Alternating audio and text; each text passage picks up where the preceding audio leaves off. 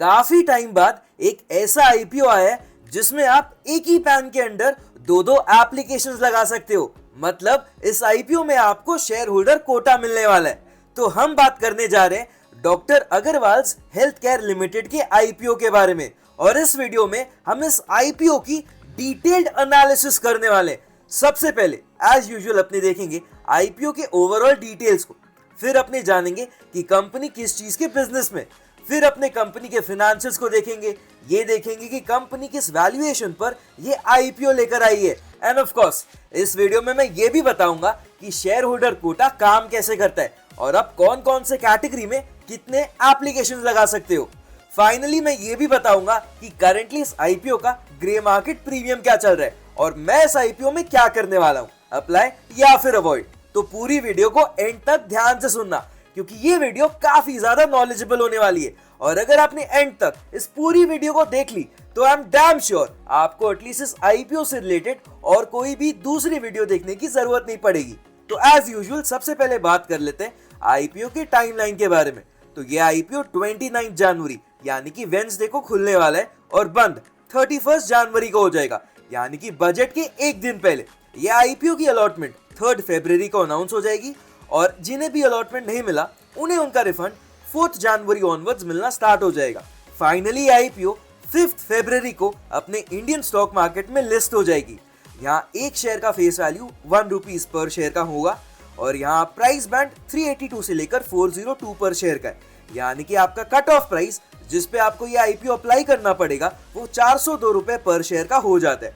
उसके अलावा एक लॉट में 35 शेयर्स है और यहाँ इस आईपीओ का टोटल इशू साइज 3027 करोड़ का है। लेकिन बुरी बात यह है कि यहाँ सिर्फ 300 करोड़ का ही फ्रेश इशू है और बाकी पूरा पैसा ऑफर फॉर सेल है, यानी कि सिर्फ लगभग 10% पैसा कंपनी के पास जाएगा और बाकी का सारा पैसा कंपनी के इनिशियल इन्वेस्टर्स और प्रमोटर्स के पास ही जाएगा।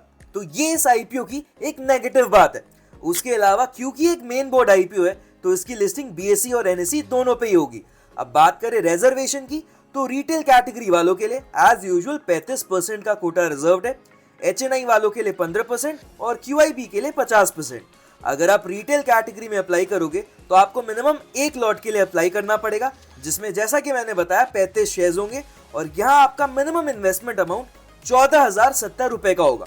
अगर आप स्मॉल एचएनआई कैटेगरी में अप्लाई करते हो तो आपको मिनिमम 15 लॉट के लिए अप्लाई करना पड़ेगा, जिसका मिनिमम इन्वेस्टमेंट अमाउंट 2,11,050 रुपए का होगा।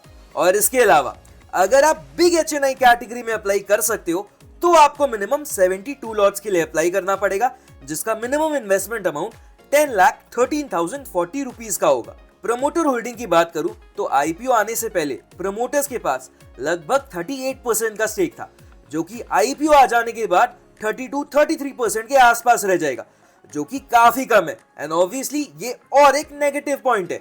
अब हम कंपनी के बिजनेस के बारे में बात कर लेते हैं। तो ये कंपनी ना इंडिया की लार्जेस्ट आई केयर सर्विस प्रोवाइडर है, यानी कि ये कंपनी आई केयर से रिलेटेड हर तरीके की सर्विसेज देती है। अगर मैं इनके सर्विस पोर्टफोलियो की बात करूं तो सबसे पहले इसमें आ जाता है सर्जरीज, नेमली कैटरैक्ट सर्जरीज और रिफ्रैक्टिव सर्जरीज। तो यहाँ होता क्या है कि जब किसी की विजन क्लाउडी लेंस के कारण थोड़ी सी ब्लरी हो जाती है और उन्हें साफ साफ दिखाई नहीं देता तो उसे ही कैटरैक्ट कहा जाता है और उसे ही हटाने के लिए कैटरैक्ट सर्जरीज परफॉर्म की जाती है। और इसके अलावा रिफ्रैक्टिव सर्जरीज तब की जाती है जब किसी को अपने चश्मे का नंबर हटाना हो। इसके अलावा कंपनी अदर सर्जरीज भी परफॉर्म करती है और सर्जरीज के अलावा भी नॉर्मल कंसल्टेशंस, डायग्नोसिस और नॉन सर्जिकल ट्रीटमेंट्स भी करती है। प्रोडक्ट पोर्टफोलियो की अगर बात करूं तो कंपनी ऑप्टिकल्स, कॉन्टैक्ट लेंसेज और एक्सेसरीज बेचती है और इसके अलावा अलग अलग आई केयर से रिलेटेड फार्मास्यूटिकल प्रोडक्ट्स भी बेचती है। और अगर मैं फाइनेंशियल ईयर 24 की बात करूं तो कंपनी को उसका 90% रेवेन्यू उनके सर्विस पोर्टफोलियो से ही आया था और बाकी का 10% उनके प्रोडक्ट पोर्टफोलियो से। और यहाँ सर्विस पोर्टफोलियो में भी सबसे मेजर रेवेन्यू आया था सर्जरी से, यानी कि इनका मेन धंधा सर्जरी से चलता है। एज एट 31 मार्च 2024 कंपनी के पास 165 फैसिलिटीज थी, यानी कि क्लिनिक्स थे, जो कि 13 स्टेट्स और 4 यूटीज में स्प्रेड है। इसके अलावा कंपनी की 15 फैसिलिटीज अफ्रीका के 9 कंट्रीज में भी है। इसके अलावा कंपनी के साथ 737 से भी ज्यादा डॉक्टर्स एम्पैनल्ड है और कंपनी ने अभी तक 11.5 लाख से भी ज्यादा पेशेंट्स को सर्व किया है। तो ये था इस कंपनी के बिजनेस का एक ओवरऑल पिक्चर। तो चलो अब कंपनी के फाइनेंशियल्स को भी देख लेते हैं। सबसे पहले बात करते हैं एसेट्स की। तो 2022 में इनके पास 1026 करोड़ के एसेट्स थे, जो कि 2023 में जंप होकर 1825 करोड़ के हो गए। फिर 2024 में ये फर्दर जंप हुए और 2752 करोड़ के हो गए। और अगर मैं बात करूं इस फाइनेंशियल ईयर के फर्स्ट हाफ के बाद की सिचुएशन की, तो कंपनी के पास अभी 3393 करोड़ के एसेट्स है। यानी कि कंपनी के एसेट्स काफी अच्छे रेट से ग्रो हो रहे हैं। और ये ग्रो क्यों हो रहे हैं वो मैं आपको बता देता हूँ। तो कंपनी हर साल नए नए फैसिलिटीज खोल रही है, यानी कि नए नए क्लिनिक्स खोल रही है, जिसके कारण ऑब्वियसली इन्हें काफी ज्यादा कैपिटल एक्सपेंडिचर करना पड़ रहा है और इनके एसेट्स ग्रो होते जा रहे हैं। अब बात करते हैं रेवेन्यू की। तो 2022 में इनका रेवेन्यू 713 करोड़ का था, जो कि जंप होकर 1031 करोड़ का हो गया। इसमें फर्दर जंप आया और ये 1376 करोड़ का हो गया। और अगर मैं बात करूं इस फाइनेंशियल ईयर के पहले 6 महीने की परफॉर्मेंस की, तो कंपनी को अभी तक ऑलमोस्ट 840 करोड़ की रेवेन्यू हो चुकी है। तो अगर कंपनी इसी पेस से आगे भी ग्रो करती है तो साल खत्म होते होते लगभग 1600 से 1700 करोड़ की रेवेन्यू बुक कर लेगी, जो कि पिछले साल के मुकाबले काफी बेटर है। अब अगर प्रॉफिट्स की बात करें तो कंपनी को 2022 में 43 करोड़ का प्रॉफिट हुआ था और नेक्स्ट ईयर इन्हें 103 करोड़ का प्रॉफिट हुआ। यानी कि पिछले साल के मुकाबले कंपनी का प्रॉफिट डबल से भी ज्यादा हो गया। और अगर मैं बात करूं फाइनेंशियल ईयर 24 की, तो यहाँ कंपनी के प्रॉफिट्स में एक स्लाइट डिक्लाइन देखने को मिल रही है। ऑल्दो कंपनी का रेवेन्यू बढ़ा है, जैसा कि आप यहाँ देख पा रहे हो, लेकिन इनके नेट प्रॉफिट्स में एक रिडक्शन देखने को मिली है। और ये बेसिकली हुई इसलिए क्योंकि कंपनी के एसेट्स में काफी अच्छा जंप देखने को मिला। और ये जंप क्यों देखने को मिला, जैसा कि मैंने बताया, कंपनी नए नए फैसिलिटीज खोल रही है, तो जिसके कारण कंपनी को काफी ज्यादा डेप्रिसिएशन एक्सपेंस बुक करना पड़ा और उसके कारण आई एम श्योर इनके प्रॉफिटेबिलिटी पे ये इंपैक्ट देखने को मिल रहा है। फाइनेंशियल ईयर 25 में, यानी कि इस फाइनेंशियल ईयर के पहले 6 महीने में कंपनी को 40 करोड़ का प्रॉफिट ऑलरेडी हो चुका है। यानी कि अगेन इसे भी अगर हम डबल करके देखते हैं कि कंपनी साल खत्म होते होते कितने के नेट प्रॉफिट्स कमा लेगी, तो ये लगभग 80 करोड़ के आसपास का आ रहा है, जो कि पिछले साल के मुकाबले अगेन काफी कम है। अब चलो नेट प्रॉफिट मार्जिन्स को कैलकुलेट करते हैं। तो 2022 में इनकी नेट प्रॉफिट मार्जिन लगभग 6% की थी, जो कि 2023 में बढ़कर 10% की हो गई। और 2024 की बात करूं तो यहाँ अगेन थोड़ा सा रिडक्शन देखने को मिल रहा है और ये 7% के आसपास की थी। और अगर मैं इस फाइनेंशियल ईयर की बात करूं अभी तक 6 महीने की परफॉर्मेंस की, तो कंपनी के नेट प्रॉफिट मार्जिन में फर्दर रिडक्शन देखने को मिल रहा है और ये 7% से 5% की हो गई। यानी कि 6% से पहले 10% की हुई, फिर 7% की हुई और अब 5% की। यानी कि इनका नेट प्रॉफिट मार्जिन धीरे धीरे डिक्लाइन हो रहा है और ये ऑब्वियसली एक अच्छी बात नहीं है।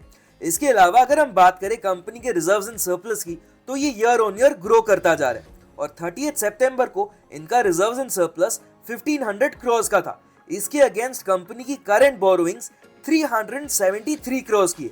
यानी कि इनका overall debt to equity ratio 0.25 के आसपास का निकल कर आ रहा है, जो कि अंडर कंट्रोल है और यहाँ कोई टेंशन की बात नहीं है।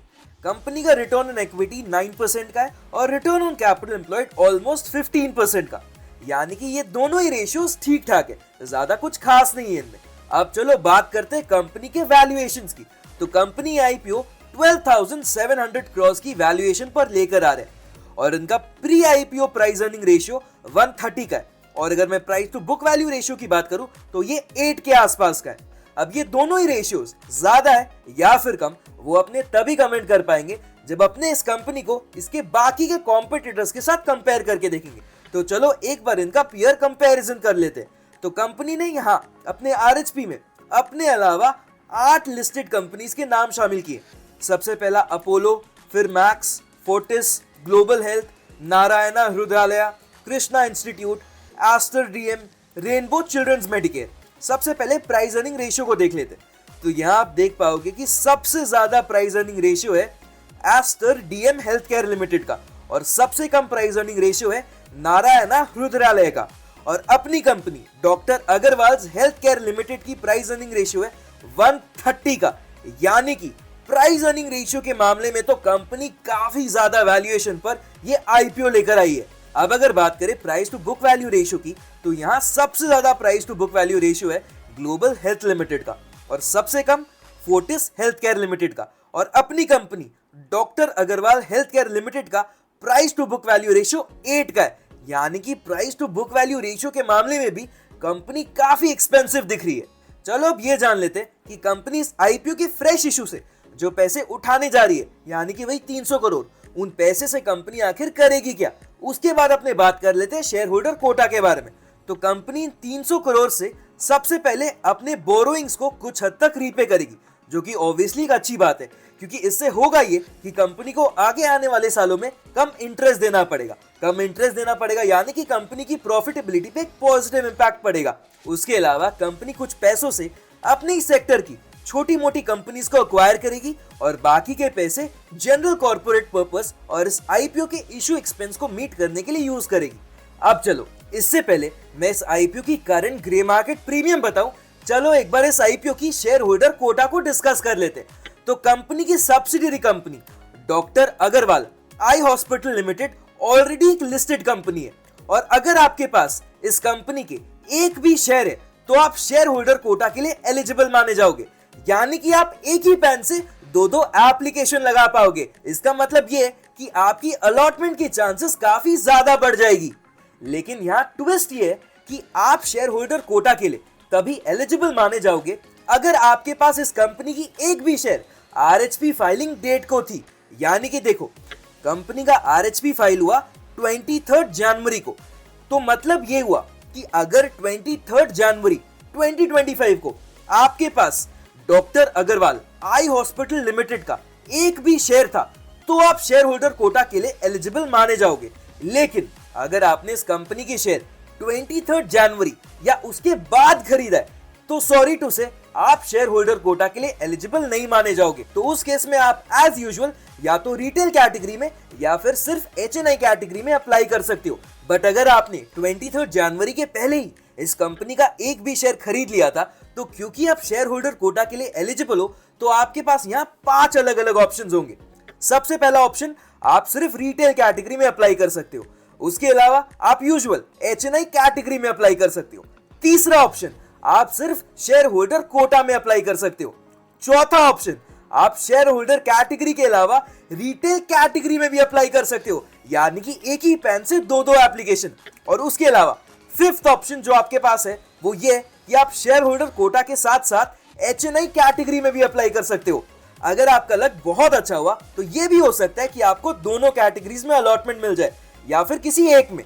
चलो फाइनली ये जान लेते हैं कि करंटली इस आईपीओ की ग्रे मार्केट प्रीमियम क्या चल रही है। तो करंटली एज एट 28 जनवरी 2025 इस आईपीओ की ग्रे मार्केट प्रीमियम सिर्फ 3% की चल रही है।